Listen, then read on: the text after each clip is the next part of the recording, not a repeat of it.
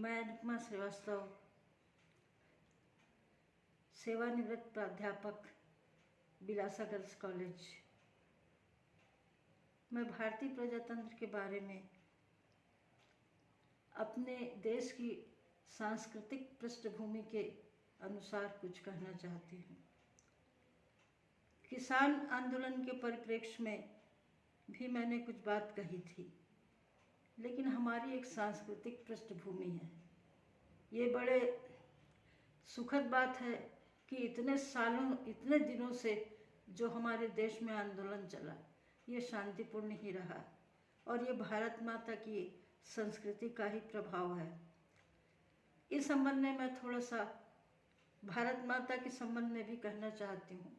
हमारी संस्कृति मातृ संस्कृति है और जब मैं इस संस्कृति को समझी तो मुझको लगा कि मेरी 100 आँखें होनी चाहिए ताकि मैं अपने भारत माता को निरंतर अपने मन की आँखों से देखते रहूं। भारत माता एक समष्टि है, मैं व्यष्टि उस समष्टि में हूँ और वो समष्टि मेरे भीतर है।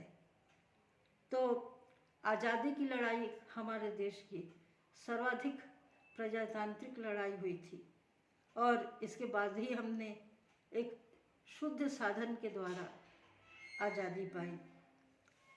1947 में आज़ादी के पश्चात एक संविधान सभा के द्वारा भारतीय प्रजातंत्र में मौलिक सिद्धांत, जिसे संविधान कहते हैं, उसका प्रारूप तैयार किया गया। प्रारूप तैयार करने का श्रेय भीमराव अंबेडकर को था। प्रतिवर्ष 26 जनवरी को गणतंत्र दिवस के रूप में अपनी संवैधानिक आस्था को हम दोहराते हैं। संविधान निर्माताओं ने भारतीय परिस्थितियों के आधार पर हिंदुस्तान के लिए सर्वोच्च संप्रभुता संपन्न राज्य तथा यूनियन शब्द का प्रयोग किया। राज्य एक भौगोलिक इकाई है और राष्ट्र एक आध्यात्मिक इकाई है। सांस्कृतिक विभिन्नता के कारण शासन का स्वरूप संघात्मक बनाया गया। शासन की शक्तियों का पृथक्करण तथा शक्ति का संतुलन जनता के लिए शासन की निरंकुशता के विरुद्ध एक गारंटी है। इस संबंध में अंबेडकर ने कहा था, अच्छे से अच्छे संविधान को बुरे लोग बुरा बना देते हैं और बुरे से बुरे संविधान को अच्छे लोग अच्छा बना देते हैं। हमारा संविधान कोई जड़ वस्तु नहीं है। इसमें समय पर परिस्थितियों के अनुसार मार्गदर्शन करने की क्षमता है और अब तक हमारा विश्वास बना हुआ है।